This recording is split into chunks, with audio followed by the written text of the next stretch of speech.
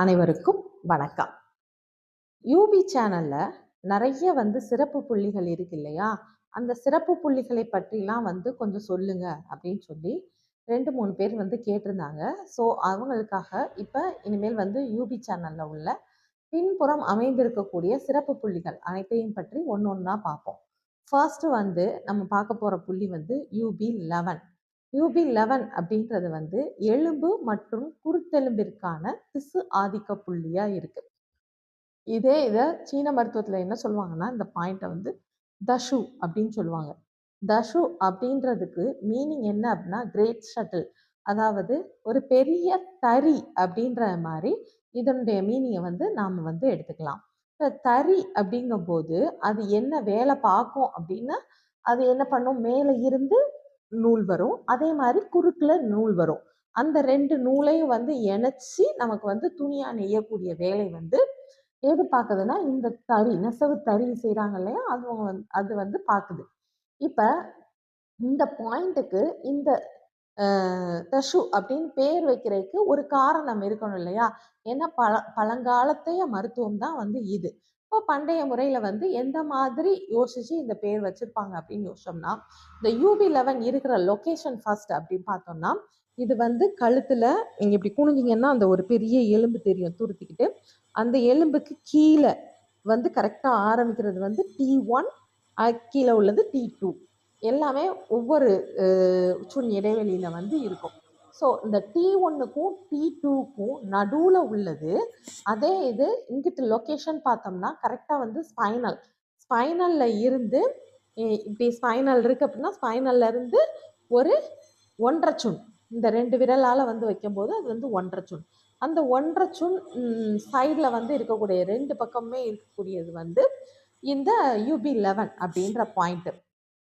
வேற எந்த உறுப்புலையுமே எலும்புக்காக பாயிண்ட் அப்படின்றது இருக்காது. எலும்பு மற்றும் குருத்தெலும்பிற்கான பாயிண்ட் அப்படின்னு 2ம் சேர்த்து எந்த இதுலையுமே இருக்காது. இந்த ஒரு பாயிண்ட் மட்டும்தான் அக்குபஞ்சர்ல இருக்கு. அப்ப இந்த புள்ளிக்கு எவ்வளோ சிறப்பு, அதுவும் அதோட லொக்கேஷன் பார்த்தீங்கன்னா அது 3 இடத்தை இணைக்குது. அதாவது கழுத்து, முதுகு, இங்க தோள்பட்டை, இப்படி இந்த 3 இடத்தையும் இணைக்கக்கூடியதா இருக்கு.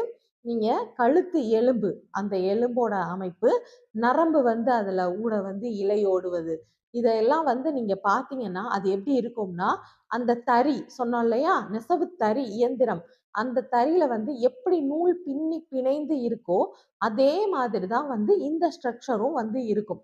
அப்போ ஏதாவது ஒரு நூல் சிக்குச்சுன்னா எப்படி ஆகும், நூல் கரெக்டா ஒரு குறிப்பிட்ட இடைவெளி விட்டு ஒன்னோட ஒன்று கனெக்ட் ஆகி வரும்போது தான் என்னவாகுதுன்னா ஒரு துணியா அது உருமாறுது. ஸோ இந்த மாதிரி நமக்கு நரம்பு இழைகள் எல்லாமே ஸ்பைனல் மூலமாக தான் கடத்தப்படுது. அங்கே இருந்து பிரிஞ்சு வரக்கூடிய எலும்பா இங்கே தொராசிக் அப்படின்ற எலும்பை பார்க்குறோம். T1, T2 அப்படின்ற எலும்பு. ஸோ இந்த எலும்புகள் இருக்கக்கூடிய இடத்துல இருக்கு. எலும்பு அப்புறம் குருத்தெலும்பு அப்படின்னு பார்க்கும்போது, எலும்பு அப்படின்றது நல்லா ஸ்ட்ராங்கானது. குருத்தெலும்பு அப்படிங்கும்போது இந்த மாதிரி வளையும் தன்மை உடையது குருத்தெலும்பா இருக்கு. ஒவ்வொரு லாங் போன்லையும், நீண்ட எலும்புகளுக்கு முடிவில் என்ன இருக்கும் அப்படின்னா இந்த குருத்தெலும்புகள் இருக்கும். இதுதான் எலும்பா வளர்ச்சி அடையுது. அப்ப எலும்பா வளர்ச்சி அடையுது அப்படிங்கும்போது, எலும்பு யாருக்கெல்லாம் வளர்ச்சி இல்லையோ அவங்களுக்கு இந்த பாயிண்ட்டை போடலாம். அதாவது வளர்ச்சி இல்லைன்றதை எப்படி எடுத்துக்கலாம்னா, நம்ம எலும்போட உயரம் தான் நம்மளுடைய உயரமா நாம கணக்கிடுறோம். அப்போ நல்ல ஒரு சிறு வயதில் வளரக்கூடிய ஸ்டேஜ்ல ஒரு 24, 25 ஏஜ் வரைக்கும் வளரும் பருவம் தான். அந்த வளரும் பருவத்துல அவங்களுடைய வளர்ச்சி ரொம்ப குறைவா இருக்கு. அதாவது அவங்க ஜீன்லயே குள்ளமான ஜீன் உள்ளவங்க வேற. ஆனா நல்ல ஜீன், வளர்ச்சி அடையக்கூடிய ஜீன் உள்ளவங்களும் வளராம இருக்காங்க, வளர்ச்சி குறைபாடு இருக்கு அப்படின்னா, நாம இந்த பாயிண்ட்டை யூபி 11 அப்படின்ற பாயிண்ட்டை போடணும். அது போக அவங்களுக்கு என்ன தொந்தரவு இருக்கோ அதையும் சேர்த்து பார்க்கும்போது, அதாவது எலும்பு மண்டலம் அனைத்தையும் சீர் செய்யக்கூடிய விஷயத்தை இந்த யூபி 11 அப்படின்ற பாயிண்ட்டை நாம பார்க்கலாம். அப்ப எலும்பு மண்டலத்தை எல்லாம் சீர் செய்யும் அப்படின்னா குருத்தெலும்பு மட்டும் இல்லை. இப்போ ஒரு ஃப்ராக்சர் ஆயிருக்கு, அந்த ஃப்ராக்சர் வளர்றதுக்கு நாம என்ன பண்ணுவோம்னா ஃப்ராக்சருக்கு வந்து கட்டு போட்டிருக்கும் போது அந்த இடத்துல வந்து பக்கத்துல ஆஷி புள்ளிகள் நிறைய யூஸ் பண்ணுவோம். ஏன்னா அங்க உள்ள வளர்ச்சியை வந்து கூட்டுறதுக்காக ஆஷி புள்ளிகள் போடுறதோட சேர்த்து இந்த புள்ளியையும் சேர்த்து போட்டோம்னா UB11 அப்படின்ற பாயிண்ட்டையும் சேர்த்து போடும்போது அது ஒரு நல்ல பலன் கிடைக்கும். இதே இது எனக்கு வந்து நீடில் போட கஷ்டமா இருக்கும், நீடில் போட தெரியாது அப்படின்றவங்க வந்து என்ன கொடுக்கலாம்னா ப்ரெஷர் வந்து கொடுக்கலாம். நல்லா வந்து இந்த கழுத்து எலும்பை குனிஞ்சிட்டு இந்த முதுகெலும்பு கோடு வந்து உங்களுக்கு நல்லா தெரியும். அந்த கோட்ல இருந்து 2 விரல் வச்சு பார்த்தீங்கன்னா இந்த இடம் வரும். அந்த இடத்துல நல்ல கிளாக் வைஸ்ல வந்து நீங்க வந்து ப்ரெஷர் கொடுக்கலாம். அந்த ப்ரெஷர் கொடுக்கும்போது ரொம்ப அழுத்தமா வந்து கொடுக்கக்கூடாது. ஏன்னா நரம்புகள் ஃபுல்லா வந்து பின்னி பிணைந்து இருக்கக்கூடிய இடம் வந்து அந்த இடம். அதனால மைல்டான ப்ரெஷர் வந்து இதுக்கு போதுமானது. ரொம்ப அழுத்தமான ப்ரெஷர் வந்து அந்த ஸ்பைனலுக்கு பக்கத்துல உள்ள இடங்கள்ல வந்து நாம கொடுக்க வேண்டாம்.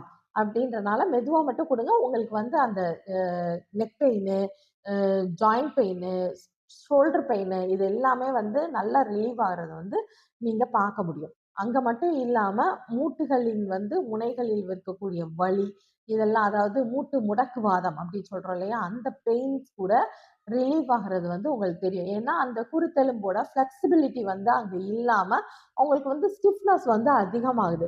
ஸோ அந்த குருத்தெலும்போட வளர்ச்சி மூட்டு முடக்குவாதத்துலயுமே சின்ன பிள்ளைங்களுக்கு நீங்க இருக்கும்போது பார்த்தீங்கன்னா அந்த பிள்ளைங்களுக்கு வந்து வளர்ச்சி குறைபாடு வந்து இருக்கும். மெயினா வந்து இந்த குருத்தெலும்பு வந்து அவங்களுக்கு வந்து அஃபெக்ட் ஆயிருக்கிறது தான் அதோட காரணம்.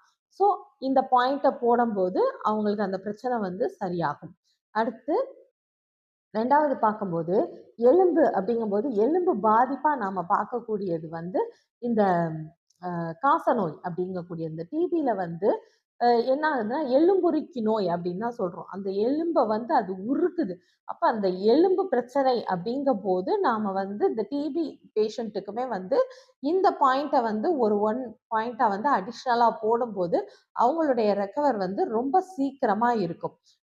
இதை வந்து வெறும் அந்த அளவுக்கு டிபி வந்தாதான் போடணும் அப்படின்றது மட்டும் இல்லாம காய்ச்சல் நேரம் வந்து சிலருக்கு எப்படி இருக்கும்னா ஜாயிண்ட்டுக்கு ஜாயிண்ட் வலிக்குது எலும்பெல்லாம். சில சில காய்ச்சல் எப்படி இருக்கும்னா உடம்பெல்லாம் வலிக்கும், அடிச்சு போட்ட மாதிரி. அது வந்து தசையில வலி இருக்கும்.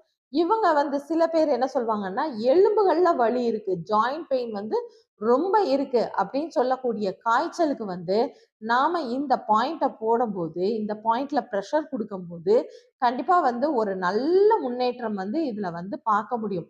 அதோட லொகேஷனாவும் பார்க்கும்போது அது வந்து கரெக்டா நுரையீரலுக்கு பின்புறம் வந்து அமைஞ்சிருக்கு. ஸோ நமக்கு வந்து ஏதாவது தொற்றுனால காய்ச்சல் இருந்தாலோ இல்ல தலைவலி இருந்தாலோ இந்த மாதிரி நேரங்கள்லயும் வந்து இது வந்து நமக்கு நல்ல உதவிகரமா இருக்கு. அதே மாதிரி குருத்தெலும்பு அப்படின்னு சொல்லும் போது வந்து இது வந்து தொண்டை பகுதிகள்ல இந்த எலும்புகளும் வந்து குருத்தெலும்பா தான் இருக்கு. அப்போ இந்த இடத்துல வந்து ஒரு வறட்சி ஏற்படுது அப்படின்னா அந்த இடத்துல வந்து எப்படி இருக்கும்னா இருமல் வந்து மிகுதியா இருக்கும். ஏன்னா குருத்தெலும்புகள்ல வந்து எந்த இரத்த நாளங்களும் இல்லை. அது வந்து நம்ம பக்கத்துல இருக்கக்கூடிய திசுக்கள்ல இருந்தா சத்தை எடுத்து இது பண்ணுது.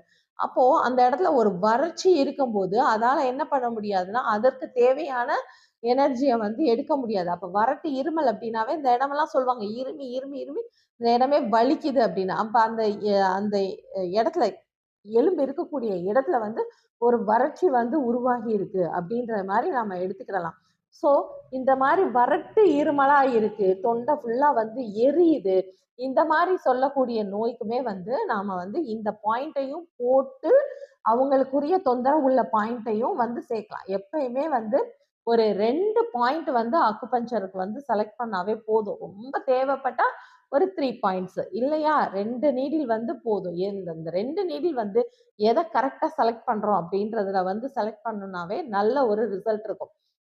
ஏன்னா சில பேர் சொல்றாங்க நிறைய நீடில் போடுறாங்க, நீங்க 2 நீடில் தான் போடுறீங்க, எப்படி இதுல கேட்குமா அப்படின்றாங்க. 2 நீடில் போடும் போதுமே அதற்குரிய ரிசல்ட் கிடைக்குது இல்லையா. ஸோ அது வந்து கண்டிப்பா வந்து நல்லா கேட்கும். நம்ம கரெக்டான பாயிண்ட்டை மட்டும் செலக்ட் பண்ணி போட்டோம்னா போதும். ஸோ இந்த எலும்பு பிரச்சனைகள் அப்படின்ற விஷயத்துக்கு மொத்தத்துக்கு வந்து UB11 அப்படின்ற பாயிண்ட் வந்து ரொம்ப ரொம்ப ரொம்ப சிறப்பான பாயிண்டா இருக்கும். அதுலயும் பாரம்பரிய சீன மருத்துவத்துல இந்த இடத்தை தான் என்னவா பார்த்தாங்கன்னா நமக்கு காற்று உஷ்ணம் இது 2யும் வந்து கையாளக்கூடிய இடமா பார்த்தாங்க. ஸோ காற்று மிகுதியாலேயோ இல்ல உஷ்ணம் மிகுதியாலேயோ இது 2மே வந்து நான் சொன்ன மாரி காய்ச்சல், சளி இந்த நேரத்துலயும் வந்து இந்த உஷ்ணமும், காற்றும் வந்து வேரி ஆகும். அந்த பிரச்சனைக்கும் வந்து நாம இந்த பாயிண்ட்ட போடும்போது, நல்ல ஒரு முன்னேற்றம் இருக்கும். மொத்தத்துக்கு எலும்பு மண்டலம் அனைத்தையும் சீரமைக்க தகுந்த புள்ளியா வந்து இந்த UB11 அப்படின்ற பாயிண்ட் வந்து இருக்கு. அக்குபங்க்சர் எனும் அற்புதமான மருத்துவத்தை அனைவரும் பயன்படுத்தி பலன் பெற வேண்டும் என்று கேட்டுக்கொள்கிறேன். நன்றி, வணக்கம்.